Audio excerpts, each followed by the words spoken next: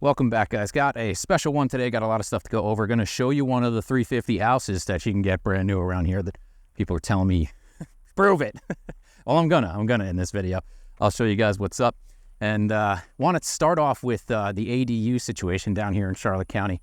Ancillary dwelling unit, auxiliary dwelling unit, additional dwelling unit. Basically another property to live in on the premises. Looks like that's kind of installed for Charlotte County right now, if they're going to allow it or not. I called the county to kind of figure out, well, what are you allowed to do? Because I'm walking around, I'm seeing a lot of sheds go up in people's backyards with plumbing in them, with electrical in them, and then all of a sudden, 15 cars in the driveway every other weekend, and people are just going right into the backyard. So I didn't really know what the criteria was. Was this allowed on residential land? Is it not? What the county has told me is, as long as there's no cooking, no way to cook in there, you can throw a shed up with plumbing in it and, you know, electrical, AC and everything like that, but cannot be able to cook in it. So I guess technically you could live in one of these things if you're going to eat out or come into the main house every night. Some proponents of the ADUs think it will alleviate our affordability crisis with rents, but I personally don't think so. I think they'll just jack those up as well or turn them into Airbnbs if they're allowed to. One interesting thing I saw with ADUs was I saw 2 listings now for rent where the owner, and the house was for a reasonable rent, I thought. The owner is actually moving out of the house into the ADU and renting the main house out. I don't know how that's going to work for them to eat. I mean, technically, I guess, could you put a hot plate in there? I mean, like, what are we really considering? I think there's ways around it. So that's an odd trend that I'm seeing. I guess it's, going to help mitigate owners' cost of living, rising exponentially on that end. There's one way you could do it is the owner could go into the ADU and, guys, I do not plan this, guys. I don't plan this. These things are everywhere. Wow. That's MI Homes, it looks like. And as another illustration of how things are changing here, I've mentioned to you guys about houses bought in 21, 22 being sold already, again, not even a year later. I had a customer who had a Miranda-built home. I believe they built it with the pool in 2018 for around $300,000. I'm rough numbering that. I don't know the exact number, but it was around $300,000. It was a 4-bedroom, 2-bath with a pool. It was on half an acre. Well, we sold it in July of 2022 for $650,000. Now, that was after we did a $50,000 price drop. That was when I kind of saw in June, Charlotte had hit the peak there. And I said, look, can't get 700 anymore. They said, all right, let's try 650. And we got it. And the person got a loan on it. And, I was very surprised to see that not even a year and a half later, there it was back on the market for $680. So they were just trying to get out of it. It did eventually sell at $660, unfortunately. And they had done some upgrades to the vanities. They had done some upgrades to the bathrooms, small things, but it looks like it was just kind of a break-even scenario. And as always, guys, I don't know the intricate details. I don't know the ins and outs of why these people sold or what happened. But from the listing photos, you could see that they had a new boat. They had bought jet skis. It didn't look like they were planning on leaving Florida, but for some reason, one way or the other, something turned around. And unfortunately, they had to sell. And after everything was accounted for, they probably took a loss. So that's the kind of stuff I'm seeing here. People are basically being okay with taking a little bit of a loss on things they had purchased in that time period because stuff was bid up so high that even if it flatlined, that, you're still after commissions and taxes and fees and dock stamps, you're still going to be taking a little bit of a haircut on it. And since so many of you guys asked on the last one to see these 350 and under houses, this is a 4.2, just over 1,900 square feet built by Lennar here in Port Charlotte, 2-car garage, hurricane impact windows. As it sits right now on the MLS, under 350. Let's go through. All right, guys, so you got your main entryway here. You have 3 bedrooms on the right when you come in with a guest bath. So here's bedroom number 1, bedroom number 2. Here's your guest bath, bedroom 3. Take you into the garage entry. You've got your laundry interior, 2-car garage. This is the main living area. Remember, guys, this is a 1,900 square foot house. Here is your kitchen. Their stove is out because they're working on it. And yes, as you can see, hurricane impact windows. No lanai. We'll take you into the master here. All right, into the master bath here. Privacy toilet, walk-in closet, double vanity, walk-in shower. So as you guys can see, got another new build going up. I'm not maybe half a block from the one I just showed you. And then got a fairly new house here. And we've got another brand new build going up right there. Sorry, gentlemen, don't mean to get you shirtless like that, but you know, where are they building these things, Ben? Everywhere. As you guys can see behind me, they are dropping the pavers off for that house. These guys are just rocking and rolling down here. Again, I'm not attesting to anybody's build quality, how long these things will last, but when you have outdated homes from the 80s asking over 300, kind of tough when you see what you can get for 350 in the same realm. Now, that's not to say that houses that are older and yes, sir. What's up? What's your channel? It's just my name. It's real estate. Oh, what do you do? I'm a real estate agent. Oh, okay. Yeah. I was like, I see you do a follow. Oh. I'm Zach. Nice to meet you, man. Hey, I'm Ben. Nice to meet you, I man. was like, yeah, I just saw that. Wait, does that thing move with you? Yeah, it just faces me, faces forward. I won't put you on there, don't worry. No, that's okay. That's cool, man. Yeah. That is so sick. Cause I be doing YouTube and stuff, so I was like, Oh, nice. Yeah. yeah, where'd you get that? This thing, I got it on Amazon. Okay. Yeah. All right, man. Well, hey, I hope you do good, man. Hey, thanks, brother. You too, man. Be good. I thought I had a fan for a moment. So close. One day. Now, that's not to say that high-quality older homes are not in demand here because, as we all know, location, location, location. And if you can get pretty much a fully upgraded older home, most of them have new roofs right now. I say more power to you. Sometimes they work out better. A lot of these new builds, they're cutting out the lanais is a big thing.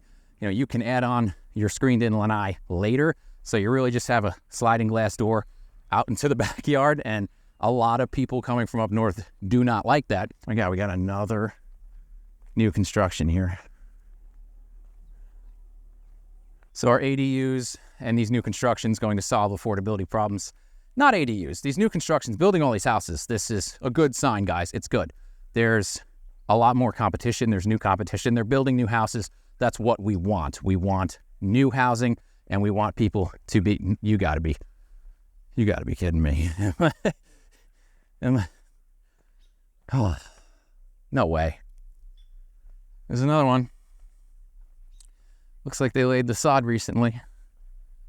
So these things are just popping up everywhere, as you can see. And like I said, guys, this is what we want. We want more houses built. We want more affordability.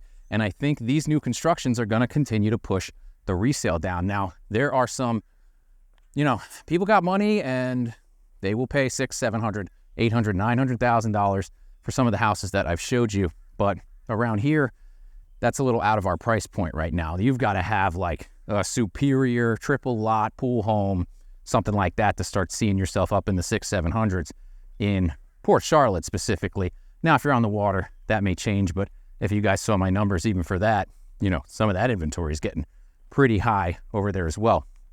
Now, we do have some investors coming in. These new builds are still being pitched as rental opportunities. I don't think that these things are rental opportunities, especially with how the rental market is continuing to turn. I'm still seeing rental price drops.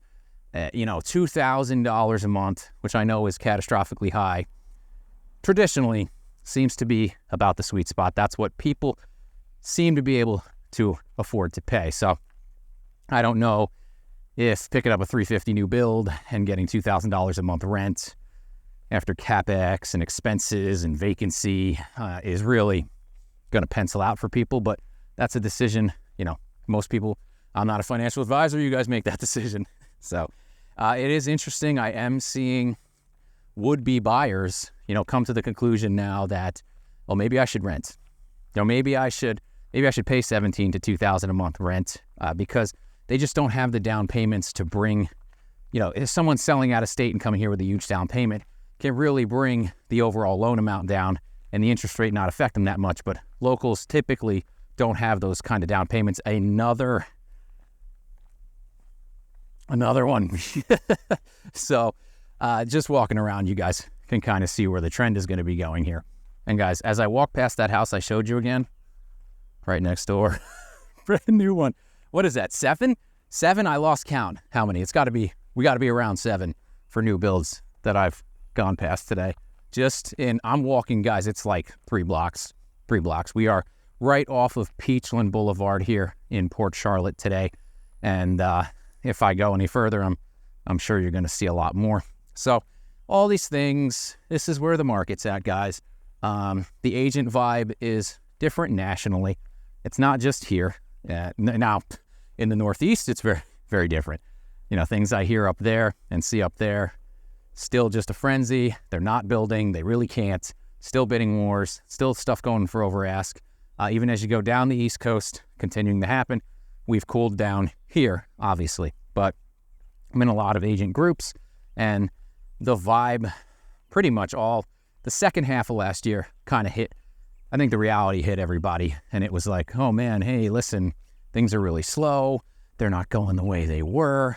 Even jokes, stupid jokes on Facebook, the agents used to make, like, oh, it's 2022. The prices don't matter, and all the comps are made up. Ha, ha, ha, ha. We just picked any price we want. And unfortunately, that's kind of what the sellers did. They just threw a number out there and got it. They pretty much got it if they were anywhere in the ballpark, unfortunately.